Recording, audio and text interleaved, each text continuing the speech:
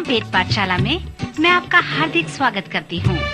प्रिय श्रोता, परमेश्वर का वचन जीवित, पवित्र एवं सामर्थी है। आशा है कि आज के वचन से आपको आत्मिक लाभ होगा। तो लीजिए प्रस्तुत है ये संदेश। प्रिय श्रोता मित्र, वेद पाठशाला की अगली कक्षा में आपका स्वागत है। चौथी बार मैं आपको आमंत्रित करता हूं कि आप पवित्र शास्त्र के अंतिम पुस्तक को खोलें, जो यीशु मसीह का प्रकाशित वाक्य कहलाता है।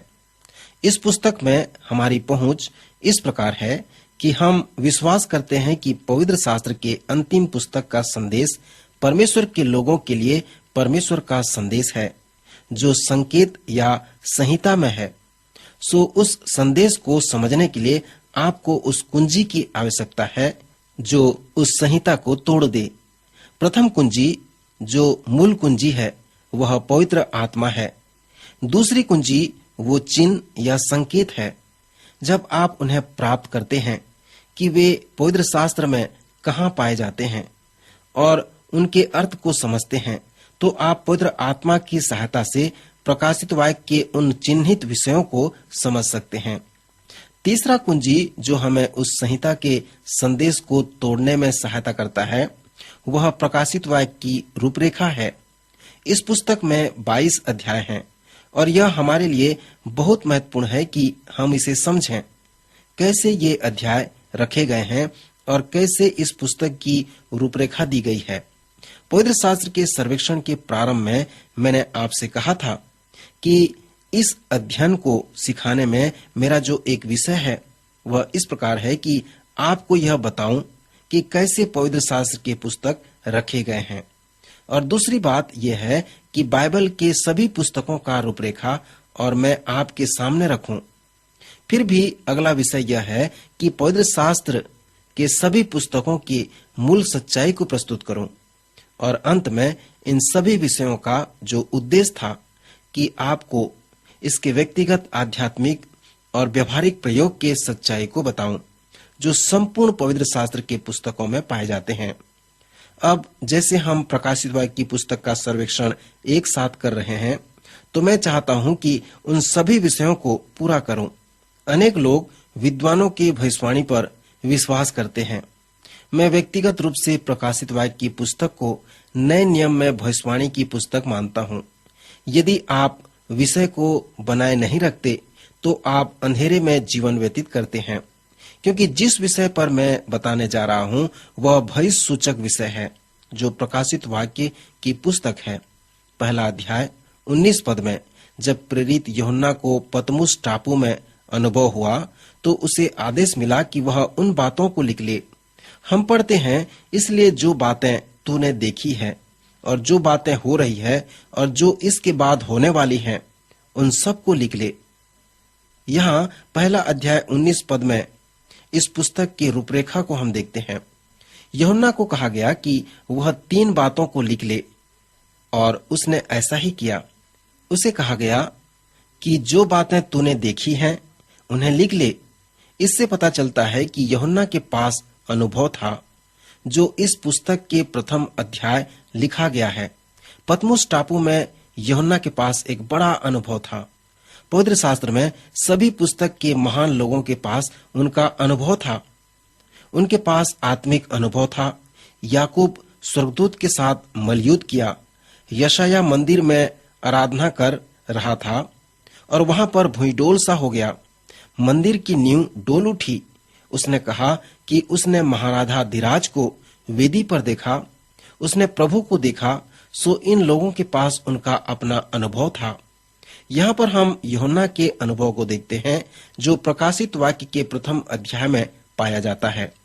यूहन्ना पतमुस टापू में है और वहां पर अपने विश्वास के कारण उसे निर्वासित कर दिया गया है।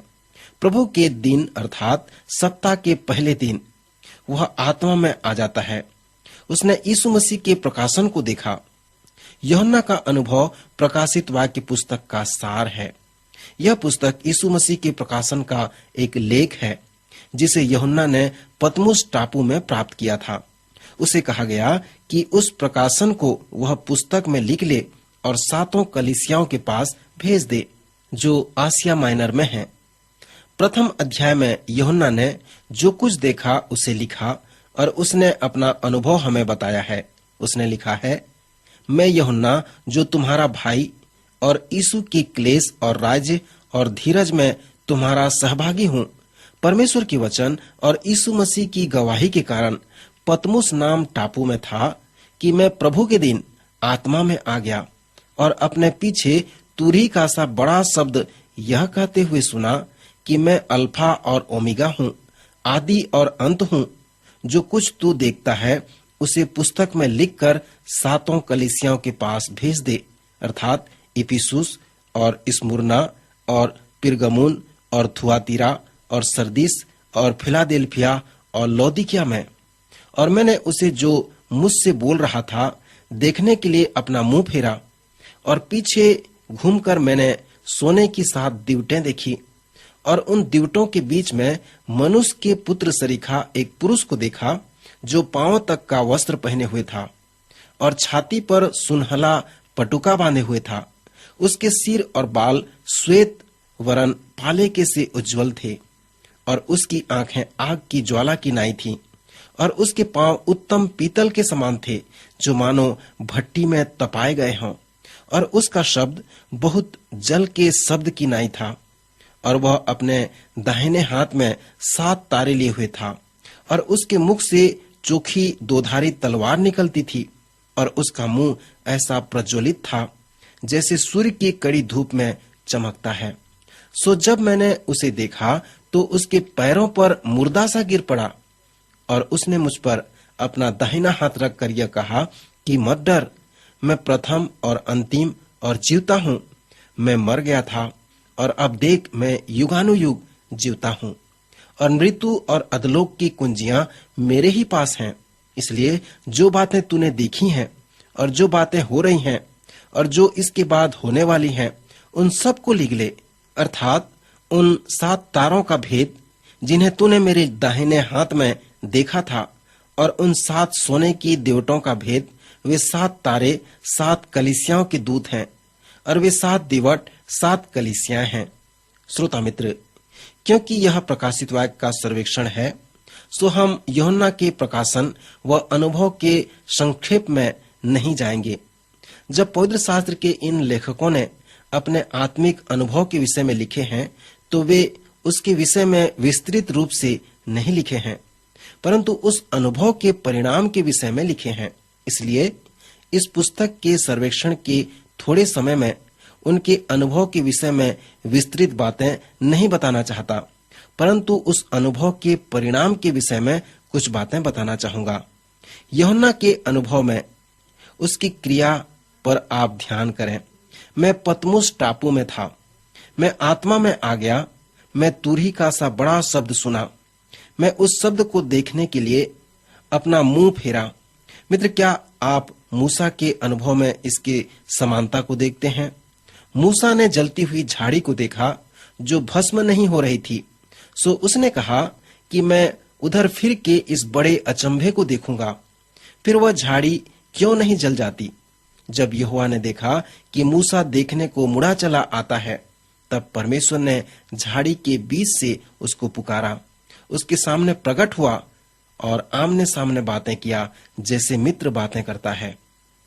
श्रोता, परमेश्वर के साथ गहरा अनुभव होने का जो चिन्ह है वह उसकी ओर मुड़ना या फिरना है। मांगो तो तुम्हें दिया जाएगा, ढूंढो तो तुम पाओगे, खटखटाओ तो तुम्हारे लिए खोला जाएगा। क्योंकि जो कोई मांगता है उसे मिलता है और जो ढूंढता है वह पाता है और जो खटखटाता है उसके लिए खोला जाएगा। वह द्वार उसे परमेश्वर की उपस्थिति की ओर अगुवाई करता है। यूहन्ना पतमुस टापू में है। हमें नहीं मालूम कि कितने समय से वह वहां पर था, परंतु उसने अपना मुंह फेरा, वह मुड़ा। जिस प्रकार मूसा ने जंगल में मुड़ा उसी प्रकार यूहन्ना भी मुड़ा। वह उस आवाज को देखने के लिए जो उससे बातें कर रहा था उसकी ओर मुड़ा और जब वह देखने को मुड़ा तब वो आवाज उससे बातें की। श्रोता मित्र, यूहन्ना ने अपने अनुभव को हमें बताने के लिए जिस क्रिया का उपयोग किया है उसका अवलोकन करें सो जब वह पीछे मुड़ा, कहा, मैंने देखा। और जब मैंने उसे देखा तो उसके पैरों पर मुर्दा सा गिर पड़ा। प्रत्येक जो परमेश्वर को देखते हैं, कोई बात नहीं चाहे वो स्वर्गदूत हों, उनके साथ मलयुद्ध कर रहे हों, सो जब वे परमेश्वर को देखते हैं तो उस महिमा को बताने के लिए उनके पास शब्द नहीं होता। वे अपने आप में उस अनुभव का वर्णन नहीं कर पाते। सेनाओं का यहोवा पवित्र पवित्र पवित्र है, सारी पृथ्वी उसके तेज से भरपूर है। इसी तरह से यशाया परमेश्वर के विषय में अनुभव करता है। फिर हम सुनते हैं, यशाया कहता है, हाय मैं नाश हुआ, क्योंकि मैं अशुद्ध होंठ वाला मनुष्य हूँ और अशुद्ध होंठ वाले मनुष्यों के बीच में रहता हूँ। सो जब यशाया ने परमेश्वर को देखा, तब इसी तरह उसने अपने विषय में अनुभव किया। श्रोता मित्र, यूहन्ना ने भी इसी तरह का नमूना यहाँ पर बताया है। जब यूहन्ना ने मसीह को, जो अनंत मसीह है, देखा तो वह उसके पैरों पर मुर्दा सा गिर पड़ा। यीशु ने लोगों से कहा, आओ मर जाओ, अर्थात अपनी योजना, अपनी इच्छा के लिए मर जाओ और एक बात के लिए जीवित रहो, मेरे लिए जीवित रहो। सो यूहन्ना उसके पैरों पर मुर्दा सा गिर पड़ा। तब यीशु ने उस पर अपना दाहिना हाथ रखकर उससे कहा, मत डर, मैं प्रथम और अंतिम और जीवता हूँ। हमें कहा गया है कि हम यीशु को प्रथम स्थान दें। पवित्र आत्मा ने हमें कहा है कि जब तक पवित्र आत्मा किसी के जीवन में कार्य नहीं करे, तब तक कोई नहीं कह सकता कि यीशु ही मसीह है। और फिर उस कार्य का परिणाम यह है कि वह व्यक्तिगत जीवन में प्रथम है। प्रभु यीशु मसीह ने निकोदेमुस से कहा, जब किसी मनुष्य का नया जन्म होगा तभी वह परमेश्वर के राज्य को देख सकेगा। सच्चाई यह है कि परमेश्वर राजा है, वह राजाओं का राजा, वह प्रभुओं का प्रभु है। और जब किसी व्यक्ति का नया जन्म होता है तो निकोदेमुस वह परमेश्वर के संबंध में प्रवेश करता है। जहाँ परमेश्वर राजाओं का राजा, वह प्रभुओं का प्रभु है, वह परमेश्वर के राज्य में प्रवेश करने पाएगा। इसी प्रकार यूहन्ना के साथ हुआ, जब यीशु ने अपना हाथ उस पर रखा और कहा, मैं प्रथम हूँ, मत डर यूहन्ना, मैं ही प्रथम, अंतिम व जीवता हूँ। श्रोता मित्र, इस चुनौती के साथ समाप्त करना चाहता हूँ कि इस पुस्तक के दूसरे व तीसरे अध्याय को पढ़ें और उसके आत्मिक सच्चाइयों को अपने जीवन में लागू करें। जैसे मन फिराएं, प्रार्थना करें और किसी भी पाप के लिए जिसे आपने किया है मन फिराएं। आज हम यहीं पे रुकना चाहते हैं। प्रभु इन वचनों द्वारा आपको आशीष दे।